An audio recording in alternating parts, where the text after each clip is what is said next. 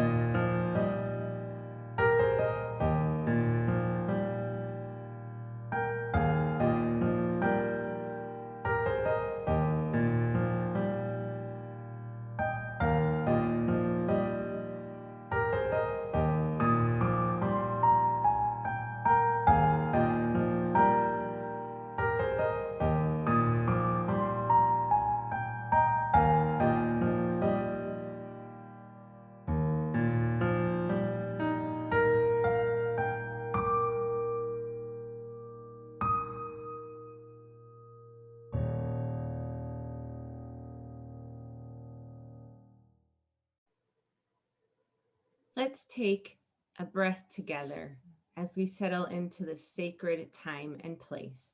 Please join me in our chalice lighting and say our unison words along with me.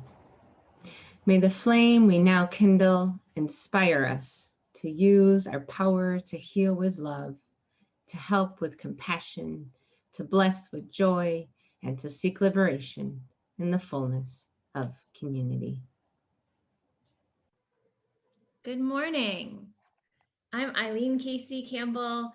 I'm the minister of the church in Canandaigua, your neighbors down the road. I'm so glad to be with you this morning. And today I want to tell you, I got my second dose of the COVID-19 vaccine this week. And like everybody, I'm so excited about it. So I wanted to share a little bit about what I learned about how this vaccine works. Hang with me, it's relevant. And so I learned this from like some internet science nerds. And if you want more than science appreciation, if you want actual science education, those nerds are there and sharing everything they know. So I invite you to look into that more deeply and in more detail. But it's a new medical technology, this vaccine, that scientists have been working toward for about a decade. And with funding, urgency, and enough participants, they've finally achieved this incredible thing. And so I want to tell you a little bit about it. So I want you to imagine this is a coronavirus. It's not, obviously, it's a lemon with toothpicks in it, but for these purposes, it's a coronavirus, okay? And so it's covered in these little spikes. My spouse is a nurse who tells me I have to call them spike proteins, and I'm not allowed to call them jabby things. But these jabby things, which we will call spike proteins, cover a coronavirus cell, and they are what allows it to get into our human cells and infect us. So this vaccine, at least the most prominent version so far, the one made by Pfizer and Moderna, they both work in the same way. And it works by using messenger RNA. That's the stuff that tells your cells what to do. It tells our cells to make new cells, to make other things, how to function as cells. So it gives your cells some new messenger RNA, and the message it brings is please make one of these spike proteins. We're definitely going to call them that. Make one of these spike proteins. So then your cell, when you get the vaccine, makes a spike protein. And the immune system in your body, your immune system is like, what the hell is this jabby thing? Because your immune system is not married to a nurse. And so it can call this whatever it wants. So it's like, what the hell is this jabby thing? It doesn't belong here. Get rid of it. The jabby thing itself is not harmful to us, but it's just the way that the harmful virus enters our cells. Our immune system goes nuts, creates antibodies that are able to get rid of the jabby thing. So in the future, if a whole coronavirus enters our body, our immune system is ready with antibodies to attack the spike proteins, jabby things, if you will, and so they will not be able to enter our cells. And I think that's incredible. And I'm not kidding even a little. I think this is why we come to church, because bodies are awesome, awesome in the biblical sense. Bodies are amazing. I know that they're also complicated. They can sometimes do amazing things like climb mountains and sleep through the night and make new bodies and blush with excitement and laugh and cry. And they sometimes do difficult things like get cancer and ache around the joints when it rains and host viruses and lose abilities they once had. And that's complicated emotionally. I'm not going to pretend it isn't. But I think we come here on Sundays because this church, our church where evolution was first preached as a doctrine, our church orients us in awe and wonder toward the mysteries of life in this cosmos. Our church orients us toward how amazing bodies can be. And it's incredible what our bodies can accomplish when we work collectively for the common good. Our first hymn this morning is When Our Heart is in a Holy Place. Let's sing together. Please join me now in singing When Our Heart is in a Holy Place.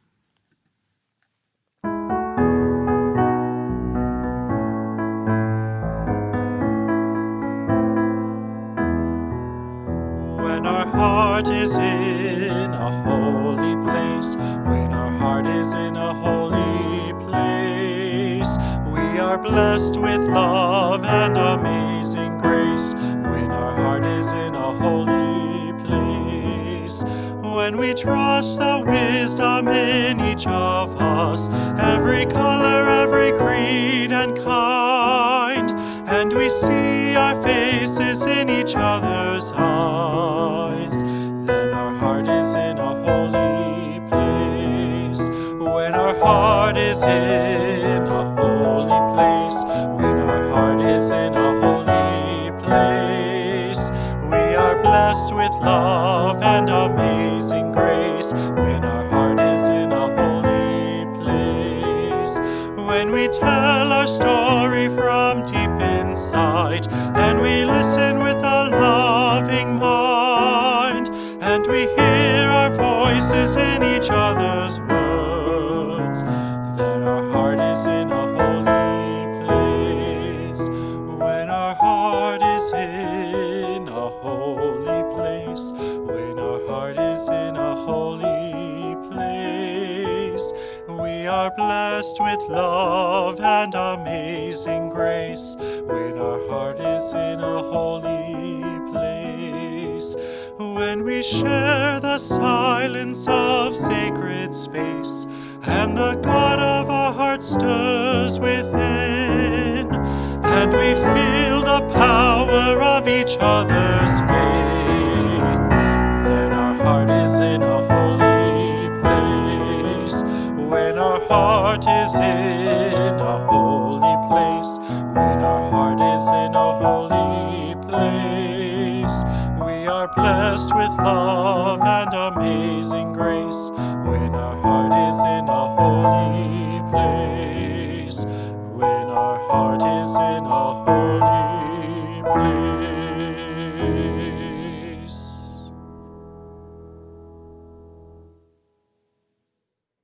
Each week, members and friends give to our plate as a spiritual practice of generosity. We connect what we hear here on Sundays to the small choices that we make and the things that we do each day. Every week, we demonstrate that what we're able to do together is bigger than what any of us can do alone. And so we tie our community to the larger world, and we split our collection each and every week with another group living our values. Over the past year, as each of us wrestled with everything that was going on in our own lives, our former collaborative accompanist, Arsen Janko-Chen, drew our attention to the ongoing war in his family's home country of Armenia. Today, we split our collection with the Armenia Fund, which provides important and ongoing humanitarian aid and recovery efforts. I invite you now into the spiritual practice of generosity.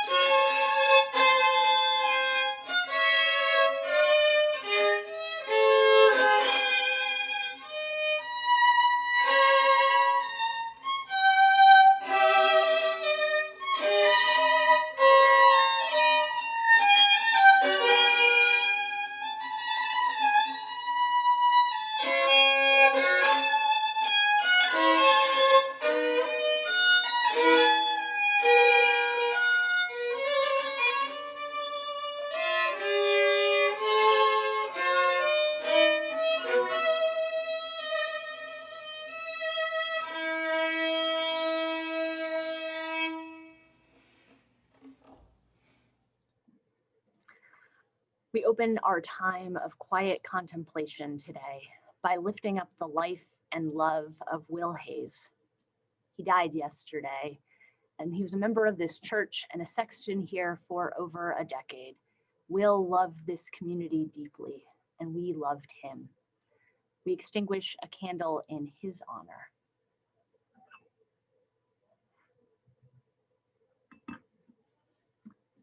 May his family and friends and all who knew him be wrapped in a love as big as the light and laughter that he poured into this world.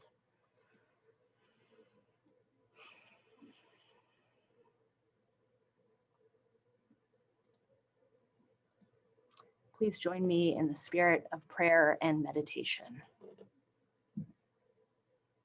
Spirit of life, source of love and endings and beginnings. Outside my window here at the church, the sounds of children laughing and adults talking, and children talking and adults laughing, is the sound of people coming in the morning to put up tents, is the sound of teachers and adults and children all making something possible that we weren't so sure about a short time ago. It's a group of people coming together to learn about our whole lives, to learn about bodies and communication and relationships and consent, to talk and to laugh and to hold in silence. All the learning that can be done as drops of rain splash down on the tent above them. Our insides are not so different. Inside, deep within, we come into this space carrying questions and longing, joys and celebrations, and fears and sorrows.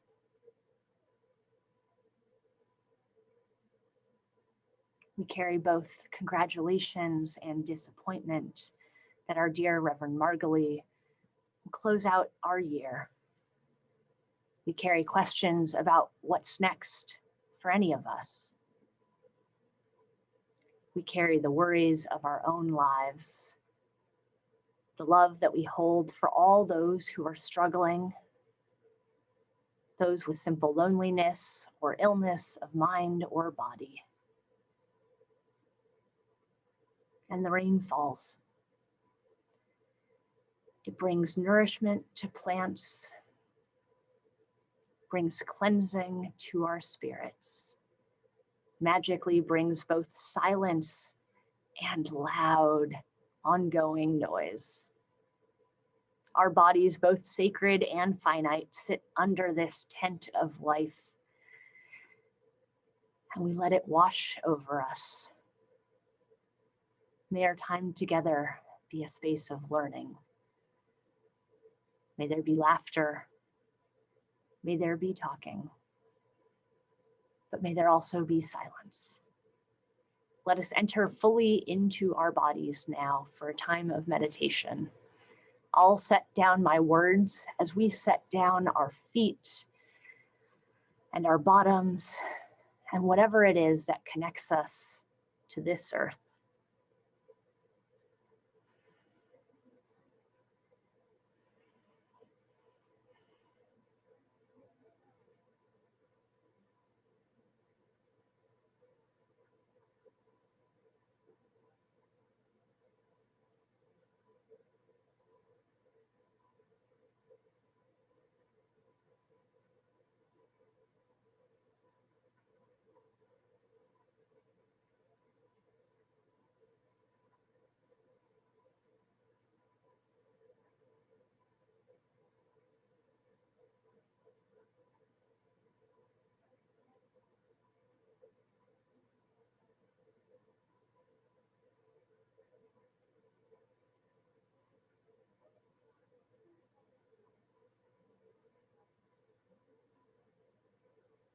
Out of this silence that holds and heals us, I ask you to call to mind the name of one person that you would like to send the love of this collected community.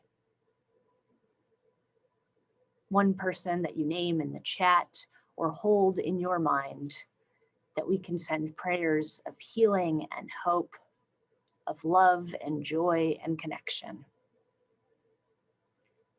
May they feel this love.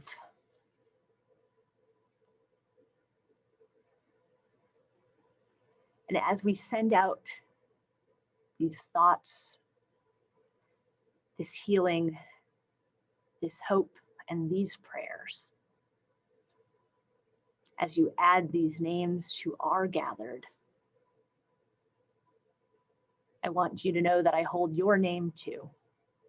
And I ask you to bring your own self, your own body and mind and spirit to this place. Know too that you are wrapped in the love of this community. Know too that your body is good and sacred and whole. May we feel this love. May we know this healing. Amen, and blessed be.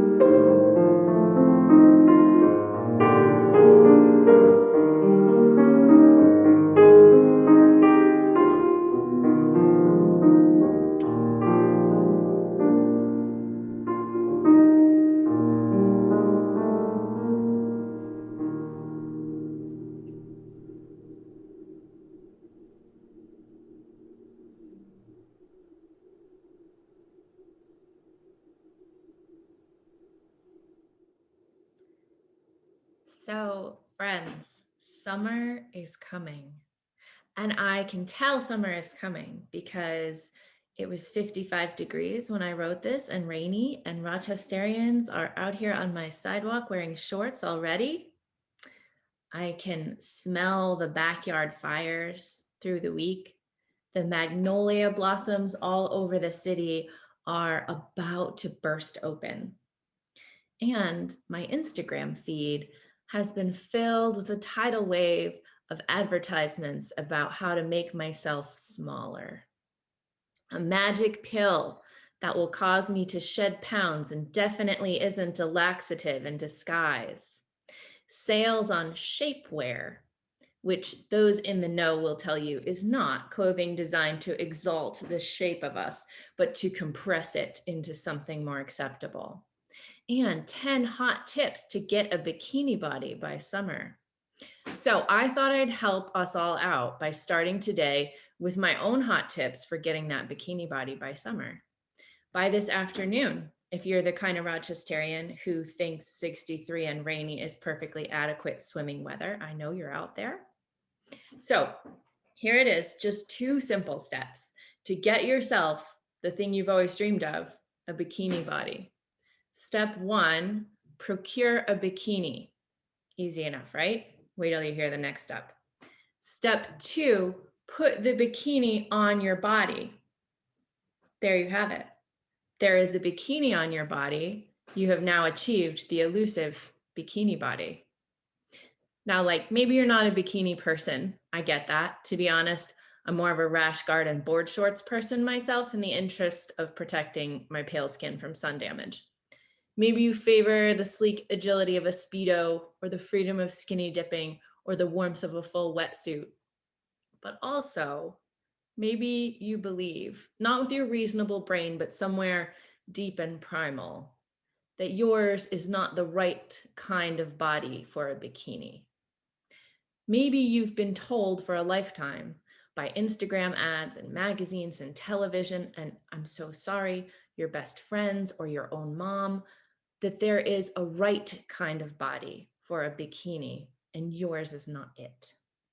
That we only put certain bodies on display, that only certain bodies ought to feel sunshine all over their skin, to feel beautiful or sexual or deserve delight. That the bodies who deserve those things are young and white and cisgendered and thin. That is a lie. It's an obvious lie, right? But it's such a pervasive lie. So I have to admit to you that my easy 2-step plan leads perhaps to a hidden 3rd step that's less easy, of dismantling that lie within us. So, okay, 1, get a bikini. 2, put it on your body. 3, pull apart all the lies of fat phobia that inhabit your lovely bikini body. Pull them apart with your therapist. Stop to challenge them while you scroll through Instagram, when your friends talk about their diets, when you're sitting in church. I hope that we can hold that kind of gentleness for ourselves and others as we feel the warmth of summer on our skin. I hope that we can be grateful that we survived this year. Be proud that we did our best to protect our neighbors. I hope that we can be gentle with the trauma that embedded in us. I hope also we can look at the future with a softness that we don't usually allow for ourselves and our bodies. I hope fervently that not a single one of us is going to greet the glorious summer sun by starting a diet. And I hold so many hopes for us, but none of them are about becoming smaller. And I know this is a loaded and tender thing to hope for, to mention, but we've got to talk about diet culture. We've got to talk about fat liberation, because what it can tell us about liberation on the whole and about our own oppression is enormous, because nobody is free unless all of us are free. And injustice for any body is a threat to all our bodies. So I want to ask us for 3 shifts in the way we talk that feel radical, but really aren't. First is the simplest shift toward accuracy of language, but it might change the way we function every day. So here it is. Food isn't healthy or unhealthy. I'm going to say it again. Food isn't healthy or unhealthy. I want us so badly. I want us to stop talking about food in that way. Living things have health. Humans, plants, animals, the planet. I am at times healthy, at other times not so healthy. You are as well. Health is a state of being that doesn't apply to food. Bodies are healthy or not in varying degrees and in varying ways. Food is nutritious or not in varying degrees and in varying ways. Now, that's pretty much all I'll say about nutrition, because it isn't my job to be a nutrition expert, to know and discuss the nutritional value of food. It is my job to wrestle with morality, to discuss the moral value of food. And as long as we assign morality to what and how much we eat, it will be my job, our job as people of faith, to talk about it. It is our job as a church that believes all bodies are sacred blessings interwoven in the web of life. So here's another non-radical shift that feels radical that we need to make in the way we think about food and bodies. Food is morally neutral. Food has no morality, not in the way we tend to give it anyway. Now, all day long, we should go ahead and grapple with the morality of where our food comes from and who harvests it and whose lives and work and bodies are sacrificed for us to eat. Those are moral questions about food that matter. But there aren't good foods and bad foods, not even good for me foods and bad for me foods. And when we make a claim like, this food is so bad, this food is naughty, we don't mean because it lived and died in a factory feedlot, do we? And when we say this food is a good food or this food is good for us, we don't mean because it wasn't harvested by slave labor, do we? The type and amount of food we eat has no moral value. I know because I was also raised in this food restrictive, diet-centered, control-loving, capitalist heteropatriarchy that some of us are uncomfortable with that. I know because I have the same discomfort. So gently, I say it again. The type and amount of food we eat has no moral value. Let us throw that right in the garbage. That whole idea that spinach is a good food and donuts are a bad food. That is a bogus moral distinction. That is not a robust ethical framework for living. Our cultural moralizing of food, leading to what's now a modern diet culture, started in the 19th century by folks like Sylvester Graham of the graham cracker and John Kellogg of the cornflake. They and a whole movement of white American Protestants behind them advocated a narrowly restricted and bland diet to discourage people from meeting their body's need for pleasure in really all the ways. Unsurprisingly, the moral purity they assigned to cuisine was an extension of the moral purity mindset of the also growing movement of eugenics. Unsurprisingly, the belief that some bodies are good and some aren't has always been a convenient bridge between dieting and racism, sexism, ableism, and homophobia. The idea that some bodies need to be controlled and restricted, that pleasure is wrong, that bodily intuition is not to be trusted, that is the foundation for all of these intersecting oppressions. So let me ask you for a third shift in perspective today, a third shift that feels radical, but shouldn't be. I want us to integrate this truth into our very bodies. Bodies are morally neutral. The size and shape of our bodies is morally neutral. There is no ideal of the right-sized body, no shape that is more correct than another, no health status that is morally superior to another. And to suggest that somebody's body ought to be a different size or shape than what it is, that our own body ought to be a different size or shape than what it is not so far cry from suggesting that someone's body ought to be a different color or a different gender from what it is. So if we participate in any rites of spring, any rituals to greet the bright and growing sunlight, let it be for us to reject the message of a culture that maintains that control, restriction, denial of pleasure, and disconnection from our bodies is good for us. Sometimes what our bodies need is spinach. And sometimes what our bodies need is a donut, because our bodies need celebration and delight at least as much as they need fiber and folate.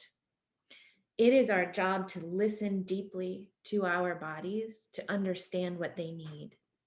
And we can't do that. None of us can do that without fat liberation, without wholesale rejecting the culture that prioritizes control over our body's intuition, without saying we will give no quarter to a culture that says there is a right kind of body and a wrong kind. And my beloved friends who will undoubtedly email me about the so-called obesity epidemic, this is not just a moral proposition. Stacks on stacks of scientific research bear this out. Our bodies do not need the restriction of diets. In fact, it's really detrimental to them. And there exists no shred of scientific data that food restriction causes weight loss at all, or that weight loss is necessary for health. Civility aside, because other people's health is not your business, do not come for me with health concerns unless you want a bookshelf full of the evidence that shows diets are not healthy, restrictive eating is not healthy, trying to be smaller does not serve any body's health. The health signaling is a false flag, and we need to call it what it is. It is the lie of a system that values restriction over liberation. We need to call it that because we hear it a lot, because it shows up everywhere, right? And it shows up as a false moral claim. As people of faith, we need to call it out for the lie that it is. I tell you this all as a person of pretty average size, whose weight has fluctuated over a range of about 100 pounds in my adult life. And I tell you that even at my thinnest, I never felt thin enough. This is what the culture of fat phobia does to us. Even when I made myself as small as I possibly could, I was never small enough to feel okay. Because this is a culture that values not health or even thinness itself, but the willingness to be controlled. A system that values the millstone of personal responsibility over collective care. And this is why, no matter the size of your body, we all need fat liberation. If our society, if our nation cared about the health of our bodies, then it would ensure that everyone is housed and fed and has health care and is free from the embodied trauma of poverty and racism. Instead, what we get from the center of power is rabid individualism cloaked in the mantle of concern for personal health, personal responsibility. If the ongoing pandemic has taught us anything in the last year, it's that our responsibilities are held in common, not individually. And that, in fact, doubling down on individualism will quite literally be the death of us if we let it. I breathe the air that you breathe. Your microbes are mine. Your body is tied to mine with 1,000 million holy threads of connection. And never will personal responsibility matter if collective care does not. I cannot have any health or healing or liberation without all of you. No amount of reverence at the altar of personal responsibility will make me whole. Only care and connection to my fellow beings in this web of life can do that. Bowing to the shrine of diet culture is just one of many ways our society tries to cut apart this sacred web and make it smaller, to make us smaller. So I'm asking us to say that the shape of our bodies is morally neutral, to find a way to undo in ourselves the lies of this pious restriction, individualist shaming, that kind of control of bodies, the devotion to personal responsibility, is as abhorrent to our faith as devotion to a personal savior. Fat liberation is a Unitarian Universalist value because ours is a faith that says we go together if we go at all. We get free together if we get free at all. We are healed, healthy, whole together or not at all. We could start by doing the work of fat liberation in our own bodies and in our church bodies, by interrogating the impulse we may feel to categorize anyone else's body as less than okay, by examining whether our spaces are accessible to fat bodies the way we make sure they're accessible to bodies in wheelchairs or queer bodies or Black and brown bodies. Is it safe to be fat here? Is it comfortable? Because it's a harm to fat bodies and all bodies whenever we choose order and control over embodied pleasure. Let us not cut ourselves off from delight in the web of life. Instead, let's choose softness, wonder, joy for our bodies.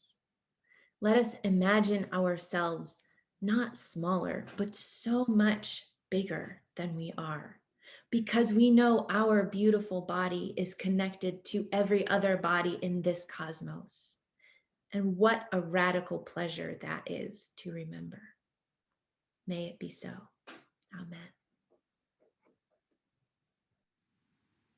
Please join me now in singing our closing hymn, There's a River Flowin' in My Soul.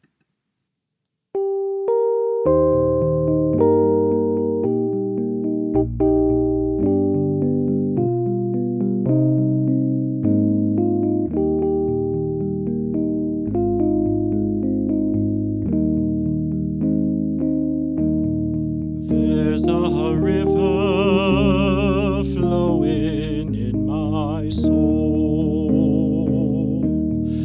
There's a river flowing in my soul,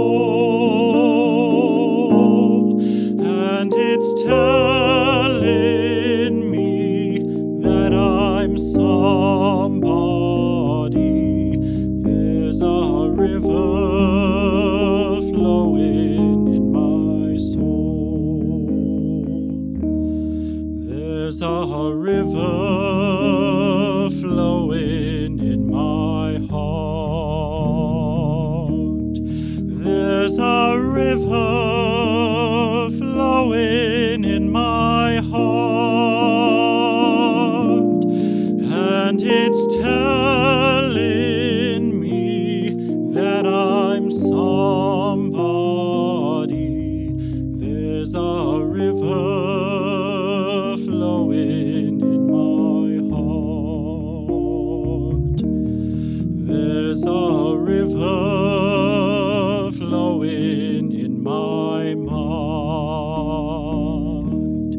There's a river flowing in my mind, and it's telling me that I'm somebody. There's a river flowing in my mind. There's a river flowing in my soul.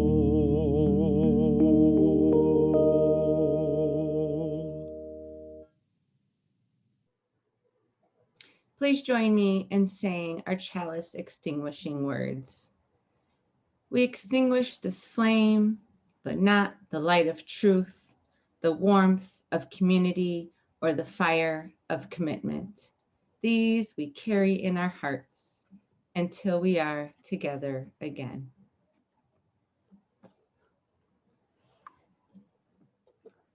I offer as a final blessing the words from my friend and colleague, C.B. Beale.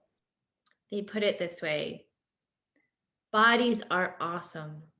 All the bodies, all the sizes, all the shapes, all the abilities. Bodies are awesome. Everyone should get one.